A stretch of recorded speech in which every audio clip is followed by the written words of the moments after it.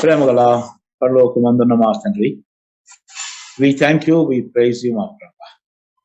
శ్రేష్టమైన ఈ సమయాన్ని బట్టి we praise you lord, we praise you, we praise you, we praise you, we praise you. దేవా, నన్ను మమ్మల్ని మీరు మీ వాక్యముతో మా గాయ మీ ఆత్మ ద్వారా మా ప్రభా మీరు మమ్మల్ని ముట్టాలని, మమ్మల్ని సంధించాలని కోరుచున్నాం. యేసు నామములో ప్రార్థన చేయుచున్నాం తండ్రి, ఆమేన్. దేవుని కృపను బట్టి మనము ఈ ప్రకారంగా ప్రార్థన కూడికకు జాయిన్ అవ్వడం ఇది దేవుని కృప. I really thank God and I thank the organisers for this provision which God has given to us. ఈరోజు మనము లేఖన భాగాన్ని కనుక మనం చూస్తే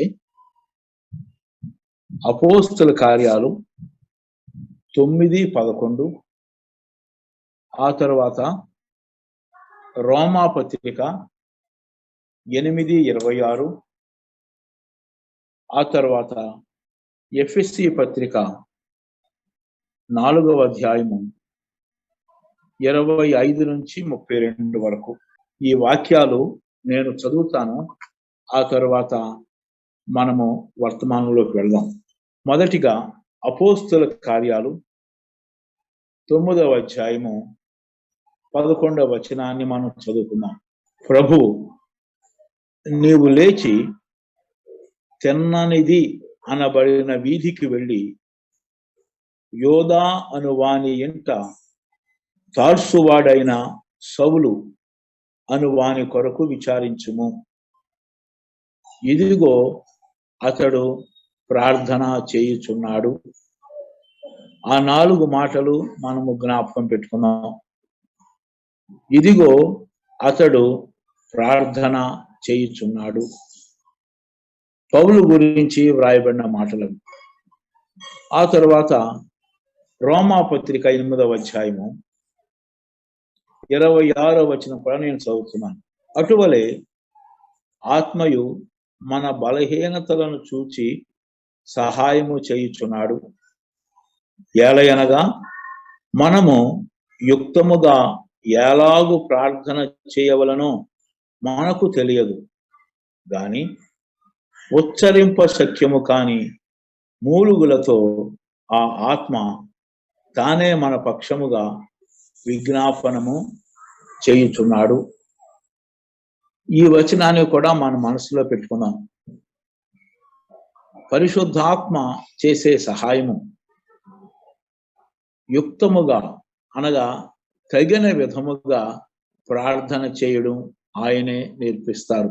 వేటి కొరకు ప్రార్థన చేయాలో కూడా తెలియజేస్తారు. ప్రార్థన చేయుటకు కావలసిన బలాన్ని ఆయనే ఇస్తారు. మనము బలహీనులం, ప్రార్థన చేసే శక్తి లేని వారం. కాబట్టి మన బలహీనతలో ఆయన బలము మనకు అనుగ్రహించబడుతుంది. కాబట్టి ఈ మాటలో కూడా గుర్తుపెట్టుకుందాం.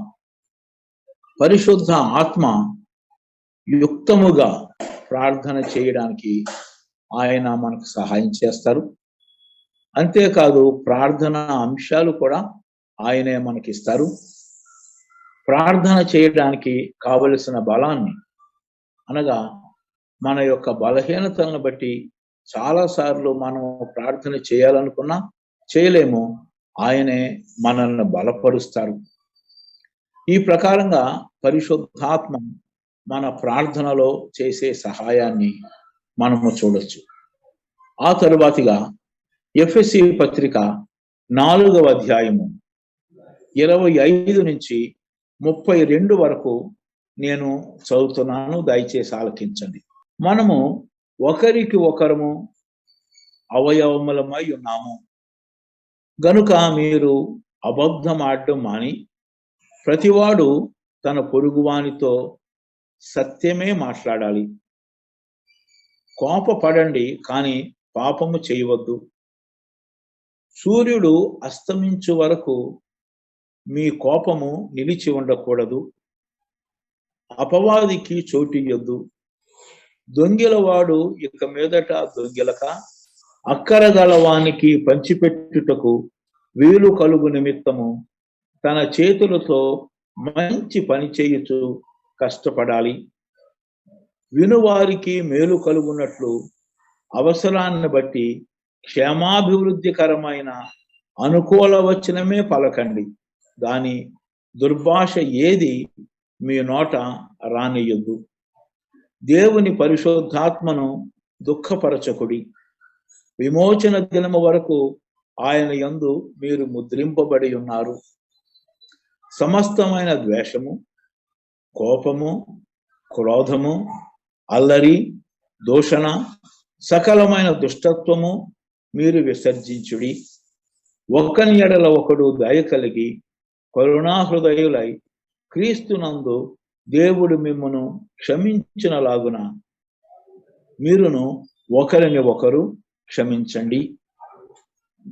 ఈరోజు మన యొక్క ధ్యాన అంశము లేక టాపిక్ మత్తయి 6:6, ఎఫెసీ 4:30 అని పెట్టాను.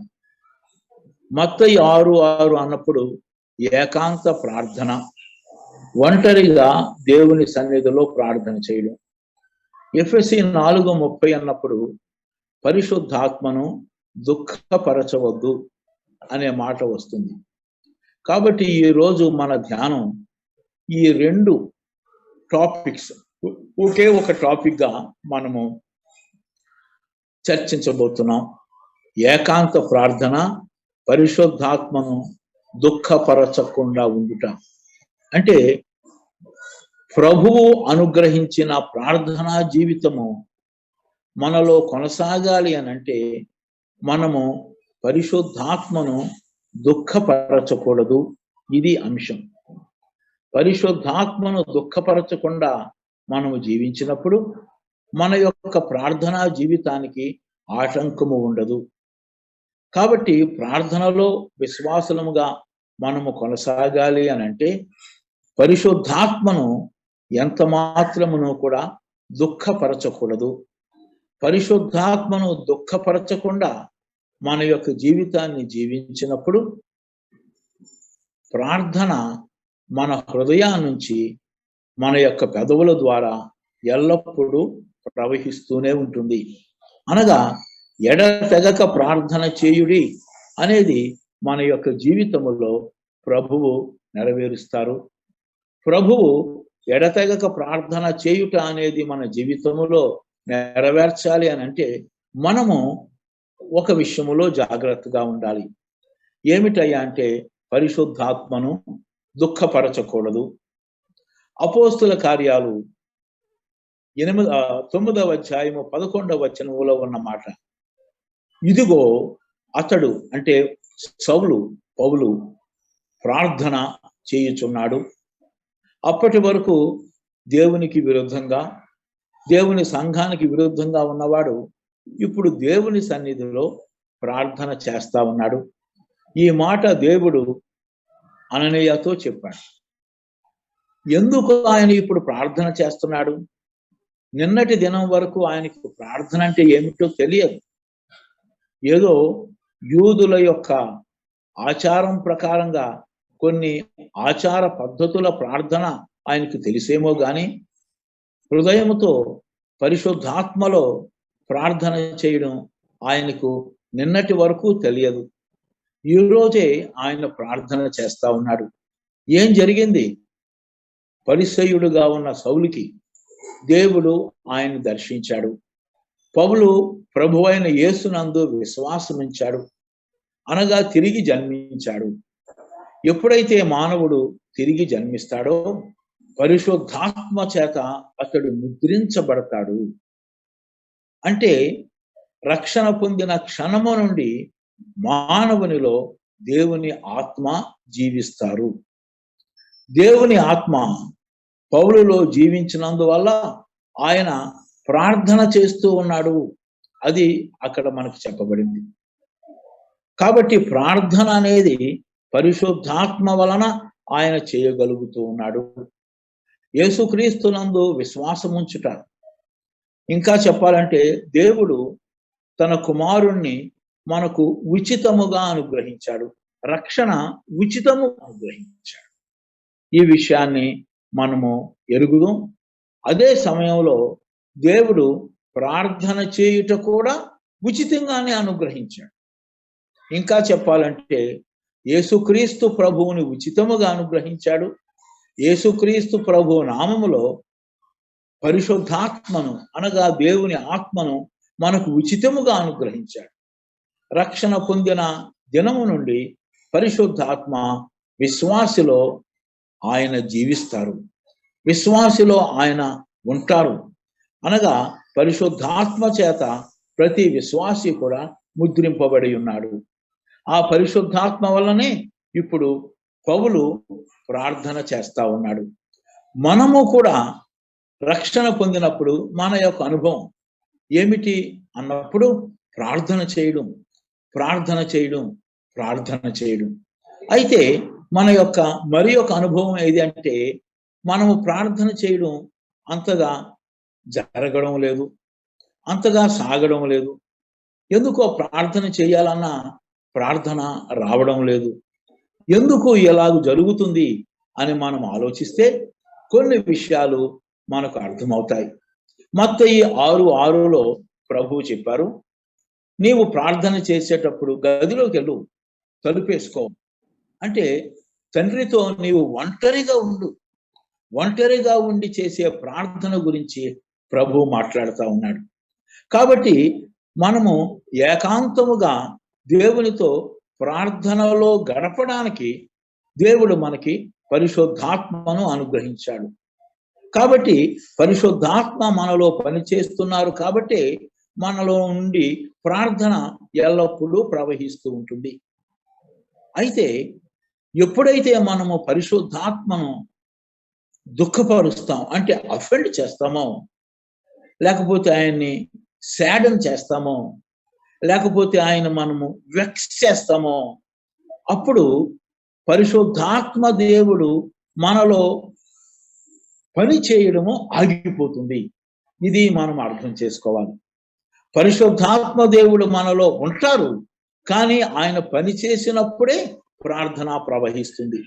ఎంతసేపు చేసినా మనకు అలసట లేకుండా ప్రార్థన ప్రవహిస్తుంది. పరిశుద్ధాత్మ దేవుడు గనక పని చేయడం ఆగిపోతే మనం ప్రార్థన మనకు రాదు. ఎంత కష్టపడినా ఆ ప్రార్థన మనలో నుంచి ప్రవహించదు. ఈ విషయాన్ని జాన్ బనియన్ గారు, యాత్రికుని ప్రయాణం రాసిన జాన్ బనియన్ గారు పరిశుద్ధ పోరాటము లేక ది హోలీ వార్ అనే పుస్తకాన్ని వ్రాశాడు. అందులో పరిశుద్ధాత్మ దేవుడు పని చేయకుండా ఎట్లాగ విశ్వాసిలో ఉంటాడో చాలా చక్కగా ఆయన వివరిస్తాడు. పరిశుద్ధాత్మ దేవుడు మనలో పని చేయకపోతే మనలో ప్రార్థన కొనసాగదు. కాబట్టి పరిశుద్ధాత్మ దేవుడు మనలో పని చేసినప్పుడే మనలో నుంచి ప్రార్థన ప్రవహిస్తుంది. పరిశుద్ధాత్మ దేవుడు మనలో పని చేయాలి అని అంటే మనము చేయవలసింది అలా ఆయన్ని దుఃఖపరచకూడదు, ఆయన్ని అఫెండ్ చేయకూడదు, ఆయన్ని వెక్స్ చేయకూడదు, ఆయన్ని మనం గ్రీవ్ చేయకూడదు. అంటే ఏమిటో మనం ఒక్కొక్కటి కూడా మనం ఈ సమయంలో పరిశీలన చేద్దాం. పరిశుద్ధాత్మను దుఃఖపరచకుండా ఉన్నప్పుడు ప్రార్థన ప్రవహిస్తూనే ఉంటుంది. 25 నుండి 4వ అధ్యాయము 25 నుండి 32 వరకు చూసినప్పుడు ఎప్పుడు పరిశుద్ధాత్మ దుఃఖపరుస్తబడతారో మనకి వివరంగా వ్రాయబడింది. అబద్ధము చెప్పడం మానండి, పొరుగు వారితో సత్యమే పలకండి. అది దేవునికి ఇష్టం. మనము ఆ విషయానికి లోబడ్డాం అనుకోండి, పరిశుద్ధాత్మ దేవుడు happy and he works well. తర్వాత కోపాన్ని మన హృదయంలో ఉంచుకోకూడదు. ఒకవేళ కోపం వచ్చింది, ఎవరన్నా చెడ్డ పని చేస్తే ఆ కోపము సూర్యుడు అస్తమించే లోపల మన నుంచి వెళ్ళిపోవాలి. అది గనక కోపము నిలవందనుకోండి, ప్రార్థన మనలో నుంచి ప్రవహించదు. తర్వాత 3వ పని చూస్తే ప్రతి ఒక్కడు కూడా తన కష్టార్జితం మీదే జీవించాలి. 18 లేక 21 సంవత్సరాలు దాటిన తర్వాత ప్రతి ఒక్కడు కూడా తన చేతుల కష్టార్జితం మీద జీవించాలి. అది దేవుని యొక్క చిత్తం. తల్లిదండ్రులకు వచ్చే పెన్షన్ మీద కానీ, తల్లిదండ్రుల యొక్క ఆస్తి మీద కానీ బ్రతకడం దేవునికి చిత్తము కాదు. ఒక యవ్వన వయసు 18 లేక 21 సంవత్సరాలు వచ్చినప్పుడు ప్రతివాడు కూడా తన కష్టార్జిత మీద ఆహారం కొరకు, వస్త్రము కొరకు, అన్ని అవసరతల కొరకు కష్టపడి పనిచేసి సంపాదించాలి. ప్రసంగిలో కూడా 5:18 అదే మాట వ్రాస్తాడు. చాలా స్పష్టంగా ఆయన వ్రాస్తాడు అదే మాట. కోరదగినది గాను చూడ ముచ్చటగా నాకు కనపడింది ఏదంటే, ప్రతి ఒక్కరు కూడా తన కష్టార్జితము వలన సుఖముగా బ్రతకాలి. That is God's will. అంతేకాదు, మనకే కాకుండా ఇంకా మన యొక్క అవసరతలకు మించి మనము సంపాదించుకున్నప్పుడు అక్కర గలవానికి లేక అక్కరలో ఉన్నవారికి మనము సహాయం చేయగలం. కాబట్టి ప్రతి ఒక్కరు కూడా కష్టపడి పనిచేసి సంపాదించుకొని జీవించాలి. కాబట్టి ఈ ప్రకారంగా కష్టపడకుండా ఉన్నవాడు ప్రార్థన చేయలేడు. ఎందుకంటే వాడు పరిశుద్ధాత్మను దుఃఖపరుస్తాడు. హృదయంలో కోపాన్ని ఉంచుకున్నవాడు కూడా ప్రార్థన చేయలేడు. ఎందుకంటే కోపము ప్రార్థన ప్రవహించకుండా ఆపుతుంది. ఎట్లా అంటే, కోపము అనేది మన హృదయములో ఉన్న లేక మనలో ఉన్న పరిశుద్ధాత్మ పనిచేయకుండా ఆపేది. అందుకే సామెతలు 4:23 ఉంది, నీ హృదయములో నుండి జీవధారలు బయలుదేరును, కాబట్టి నీ హృదయమును భద్రముగా కాపాడుకును. కాబట్టి ఎవరి మీద నా కోపం వచ్చినా అది పోలేదనుకోండి, ప్రభువుని అడగండి, అయ్యా కోపం వచ్చింది, ఇంకా నాలో నిలిచి ఉంది, నువ్వు ఒక్కడవే నన్ను కడగలిగిన వాడు. ప్రభువా, నువ్వు అబద్ధమాడ్డం మానమన్నావు, హృదయపూర్వకముగా నిజం పలకమన్నావు, ప్రేమ కలిగి సత్యాన్ని చెప్పమన్నావు, కాబట్టి నీవే నాకు సహాయం చేయాలి అని మనం ఎప్పుడైతే ప్రభువుని అడుగుతామో మనలో ఉన్న కోపాన్ని మనము తీసివేసుకోలేము. ప్రభువుని అడగండి, ప్రభువు తీసివేస్తాడు. అలాగే మనం అబద్ధం ఆడడం చిన్నప్పటి నుంచి అలవాటు ఉండొచ్చు, ఏదో చిన్నదానికి పెద్దదానికి సరదా అబద్ధాలు. అవి పోవాలి అంటే ప్రభువుని అడగడమే. నా జీవితంలో ప్రభు ఎంతో సహాయం చేశారు, మారు మనసు పొందాను, కానీ మొహమాటానికి ఒకసారి అబద్ధం వచ్చేసేది. ప్రభుని అడిగాను, ప్రభువా ఏమిటయ్యా నేను మొహమాటం కొరకు చిన్న చిన్న అబద్ధాలు ఆడుతున్నాను, మానాలన్నా పోవడం లేదు, నీవే నాకు సహాయం చేయాలి అని అడిగాను. మరలా నాకంటే వయసులో చాలా పెద్దవాడు, నేను మారు మనసు పొందేటప్పటికి నా వయసు 23 సంవత్సరాలు. ఆయన ఒక విషయాన్ని అడిగారు, అయితే నాకు అది చేయడానికి వీలు కాదు. అంతకుముందు సరేలేనండి అనేవాడిని, కానీ చాలా వినయంగా నాకు వీలు కాదండి, చెయ్యలేను అని చెప్పాను. ఆ తర్వాత నాకు ఆశ్చర్యం వేసింది, అరే ఏమిటి ఎంత స్పష్టంగా నిజం చెప్పగలుగుతున్నాను, అంతకు ముందు ఎన్నిసార్లు ప్రయత్నించినా మొహమాటానికి అబద్ధాలు ఆడేవాడిని అనుకున్నాను. అప్పుడు నాకు అర్థమైంది, నేను ప్రయత్నం చేయడం మానేసి నిజం పలకడం కొరకు ప్రభు మీద ఆధారపడ్డాను. ప్రభువు నాకు సహాయం చేశాడు. అందుకే ఏమీ కంగారు పడకుండా చక్కగా నేను మాట్లాడగలిగాను. ఇది దేవుని కృప. కాబట్టి మనము కూడా ఒకవేళ నిజం పలకడం మనకు రాకపోతే ప్రభువుని అడుగుదాం, కోపాన్ని తీసివేసుకోవడం రాకపోతే ప్రభువుని అడుగుదాం, కష్టపడి పని చేయడానికి నీకు మనసు లేకపోతే ప్రభువుని అడుగుదాం. ఎందుకంటే కష్టపడి పనిచేసి జీవించే జీవితము చాలా చాలా చక్కగా ఉంటుంది. అందుకే ప్రసంగం అన్నాడు, చూడదగినది కోర ముచ్చట అయినది అని చెప్పాడు. That is really wonderful. ఆ తర్వాత రెండవ సంగతి కూడా మనం అర్థం చేసుకోవాలి. దుర్భాష అనేది మన నోటి నుంచి రాకూడదు. అంటే ఇతరుల్ని తోలనాడడం, శపించడం, కఠినంగా క్రూరంగా మాట్లాడడం, మాటలతో పొడవడం, సూటి మోటు మాట్లాడడం అనేది మంచిది కాదు. మన మాటల్లో ఎడిఫికేషన్ కలగాలి. మన యొక్క మాటల్లోనంట కృప ఇంపార్ట్ చేయబడాలి. ఇంకా చెప్పాలంటే కొలస్సై 4:6 ఉంటుంది, మీ సంభాషణ ఉప్పు వేసినట్టు కృపా సహితముగా ఉండాలి, రుచిగలదిగా ఉండాలి. ఇతరుల్ని శపించడం కానీ, తోలనాడడం కానీ, కఠినంగా మాట్లాడడం కానీ, అపహాస్యం చేయడం కానీ, మాటలతో పడవడం కానీ లేకుండా వారిని మనము ఆదరించేదిగా, వారిని బలపరిచేదిగా, వారిని ఎంకరేజ్ చేసేదిగా ఉండాలి. ఎప్పుడైతే మన మాటలు ఆ ప్రకారంగా ఉంటాయో అది పరిశుద్ధాత్మకు సంతోషాన్ని కలుగు చేస్తుంది. అప్పుడు మన ప్రార్థనా జీవితానికి ఆటంకము ఉండదు.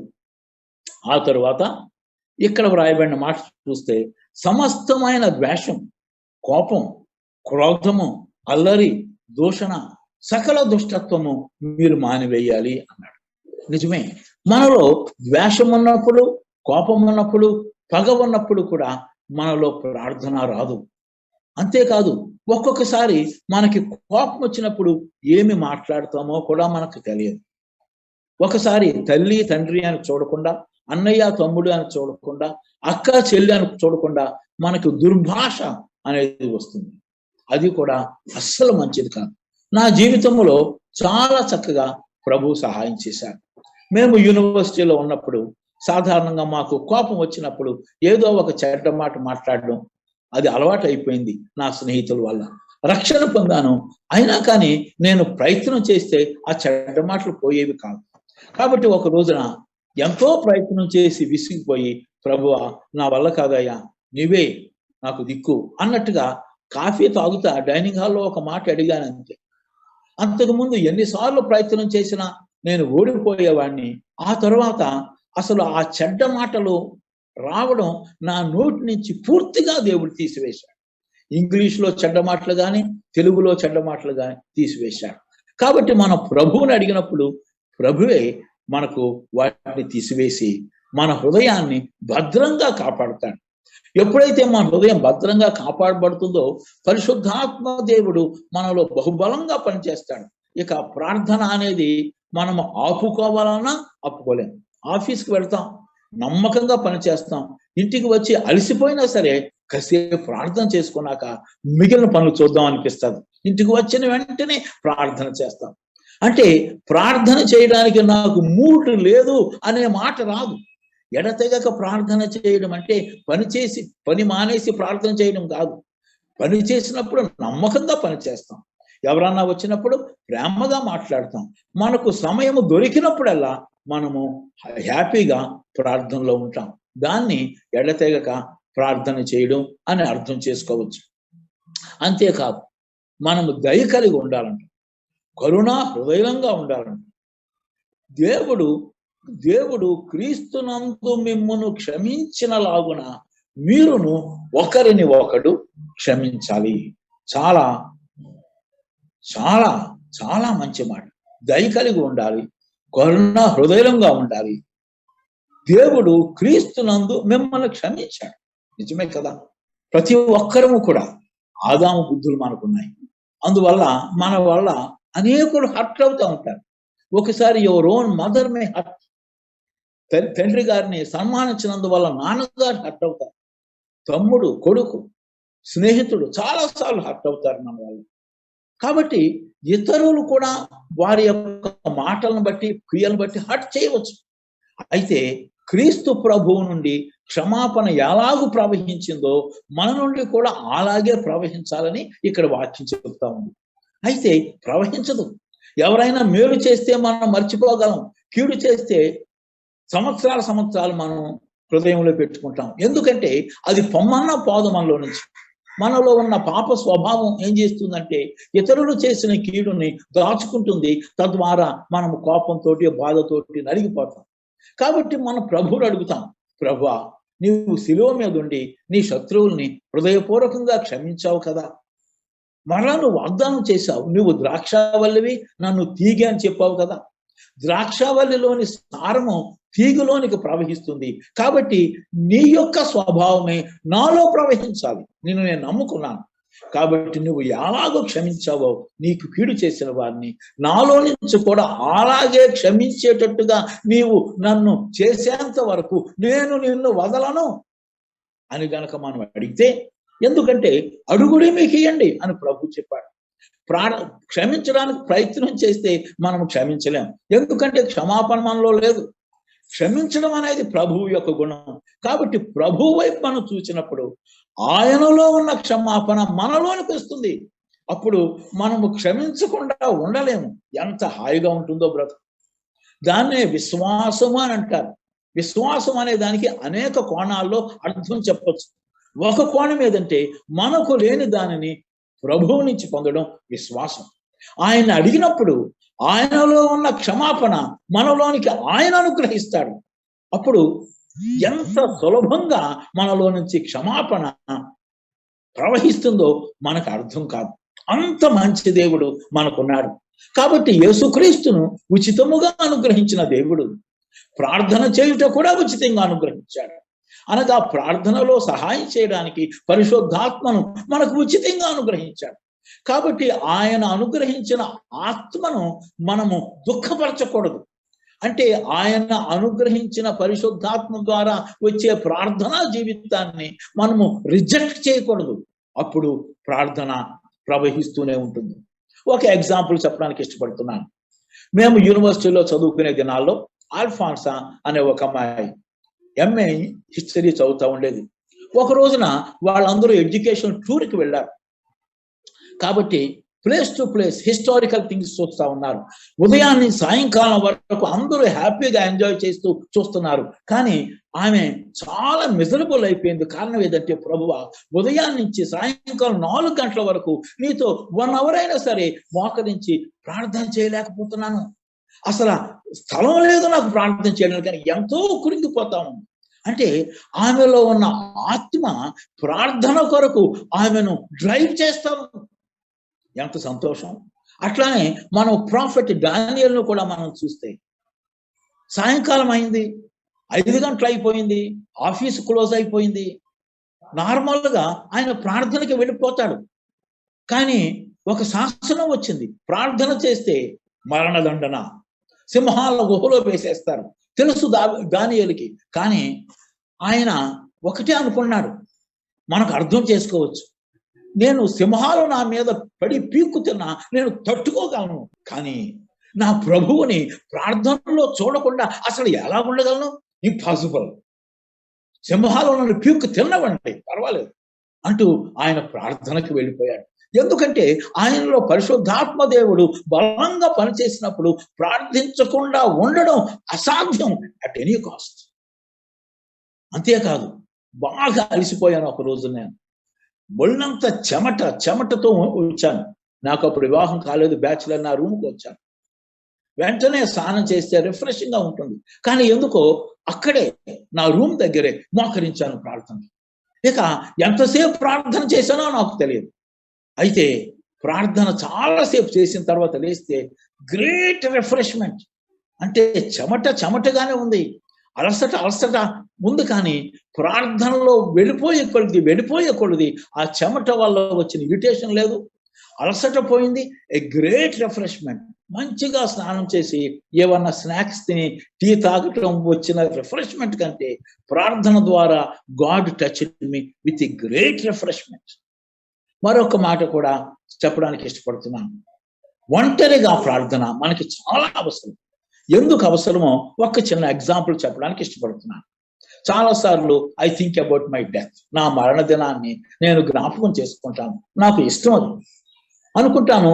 నా మరణదినం వచ్చేసింది, నా భార్య నా పక్కన ఉండొచ్చు, నా కుమారుడు, నా కుమార్తె, నా గ్రాండ్ చిల్డ్రన్, దేవుడు ఆశీర్వదిస్తే గ్రేట్ గ్రాండ్ చిల్డ్రన్, వాళ్ళందరూ ఉంటారు. అయితే డాక్టర్ గారు చెప్తాడు, మీ నాన్నగారు మా అబ్బాయితో చెప్పచ్చు, ఒక అరగంట కంటే ఎక్కువ బతకడండి అంటే. అప్పుడు అనగా డెత్ని నేను ఒక్కడనే ఫేస్ చేయాలి. నా యొక్క కుమారుడు, కుమార్తె అందరూ ఉన్నా సరే డెత్ వచ్చేటప్పటికి ఒక్కడనే ఫేస్ చేయాలి. ప్రార్థనా జీవితం కనుక నాకు అలవాటు ఉందనుకోండి, ఏమంటాను నేను, అరే ఎందుకురా మీరు అనవసరంగా నన్ను డిస్టర్బ్ చేస్తారు, దేవదూతలు వస్తున్నారు, దేవుని సన్నిధి నేను అత్యద్భుతంగా అనుభవిస్తున్నాను, let me rejoice in it, let me be exceedingly glad in this time of my departure. నా ప్రభు దగ్గర నేను వెళ్తున్నాను రా, మహిమలోనికి వెళ్తున్నాను, నా సంతోషానికి అవధులు లేకుండా నేను బహు ఆనందంతో నింపబడుతున్నాను. ఒకటి గుర్తుపెట్టుకోండి, ఒక అరగంటలో నేను వెళ్ళిపోతాను, కానీ వచ్చిన వాళ్ళందరికీ కూడా మేక్ ఇట్. ఎవరిని కూడా మీరు బెస్ట్ టీ అరేంజ్ చేయాలి, కేక్ అరేంజ్ చేయాలి, బిస్కెట్స్ అరేంజ్ చేయాలి, టిఫిన్స్ అరేంజ్ చేయాలి. సాయంకాలం వచ్చిన వాళ్ళందరికీ కూడా మీరు మరి బిర్యానీతో మీరు మటన్ అంతా సిద్ధం చేయాలి. నా శవం ఇక్కడ ఉన్నంత వరకు కూడా వచ్చిన వాళ్ళకి అందరికీ ఫీస్ట్ చేయాలి మీరు. Okay, please go away, I'm enjoying my God అని చెప్పి నా రూమ్ లో కూడా ఎవరిని ఉండను. ఎట్లా వచ్చింది ఈ యొక్క కోరిక? Because I enjoying every day personal prayer with my father. కాబట్టి పర్సనల్ ప్రేయర్ కి మనము అత్యధిక ప్రాధాన్యత ఇద్దాం. దాన్ని మనలో కొనసాగింపు చేసేవాడు పరిశుద్ధాత్మ దేవుడే. కాబట్టి ఆయన మనలో కొనసాగింప చేస్తున్నప్పుడు మనం ఆయన్ని ఆటంకపరచవద్దు. ఇప్పుడు చెప్పాను కదా, చాలా పాయింట్స్ చెప్పాను. అందులో మొదటిది గనక మనం చూస్తే అబద్ధము అడ్డమానాలి, కోపాన్ని మన హృదయంలో ఉంచుకోకూడదు.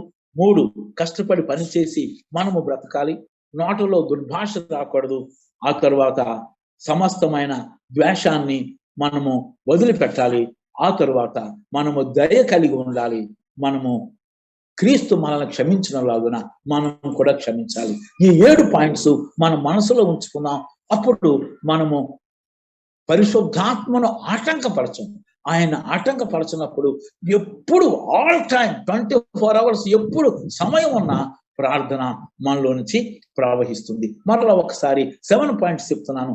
అబద్ధం ఆడడం మానేద్దాం, కోపాన్ని హృదయంలో ఉంచుకోవద్దు, కష్టపడి పనిచేసి మన కష్టార్జిత మీద బతుకుదాం. 3 పాయింట్స్. 4వ పాయింట్ చూస్తే నోట్లో నుంచి దుర్భాష రాకుండా మనం జాగ్రత్త పడదాం. ప్రభు మీద ఆధారపడితే ఆయన తీసేస్తాడు. 5వది సమస్తమైన ద్వేషము, కోపము, దుష్టత్వాన్ని మనం విడిచిపెడదాం. రాకపోతే ప్రభువుకి చెప్పుకుందాం. 6వ పాయింట్ కనుక చూస్తే దయ కలిగి ఉందాం, కరుణా హృదయంగా ఉందాం. 6వ పాయింట్. 7వ పాయింట్, దేవుడు క్రీస్తునందు మనల్ని క్షమించలాగున మన యొక్క స్నేహితుల్ని, తల్లిదండ్రుల్ని, అన్నదమ్ముల్ని, భార్యని, బిడ్డల్ని క్షమించుదాం. అప్పుడు ప్రార్థన ప్రవహిస్తూ ఉంటుంది. పరిశుద్ధాత్మ దేవుడు మనలో బహుబలముగా పనిచేస్తూ ఉంటారు. అసలు ప్రార్థన మానడం కష్టమైపోతుంది. అని నీవు నేను దానియేలాగా ఉంటాం. మరణశిక్ష తట్టుకుంటాను, నేను సింహాలు వచ్చి పీకుతుంటే తట్టుకుంటాను, కానీ ప్రార్థన లేకుండా అమ్మో అసలు ఇంపాసిబుల్ అని మనం చెప్తూ ప్రార్థనలో అంతకంతకే మనము ఆనందిద్దాం. ఆ ప్రకారంగా పరిశుద్ధాత్మ దేవుడు మనలో బహుబలముగా పనిచేసి మనల్ని ప్రార్థించేవారిగా చేయునుగాక. ప్రార్థన చేసుకుందాం. ప్రేమగల తండ్రి, మీరు అనుగ్రహించిన మీ ఆత్మను మేము దుఃఖపరచకుండా ఉండుట కొరకు మీరు మాకు సెలవిచ్చిన మీ మాటలన్నిటి బట్టి వందనాలు. కాబట్టి మీ యొక్క మాటలను అనుసరిస్తూ పరిశుద్ధాత్మను మేము ఎప్పుడూ సంతోష పెడుతూ ఉండినట్లును, తద్వారా ఎడతెగని ప్రార్థనా జీవితాన్ని మేము ఎంజాయ్ చేయనట్లును మీ కృపలో మీరు మాకు అనుగ్రహించారు. మీకు వందనాలు. మిమ్మల్ని స్తుతిస్తూ యేసు నామములో ప్రార్థన చేయుచున్నాము తండ్రి. ఆమేన్.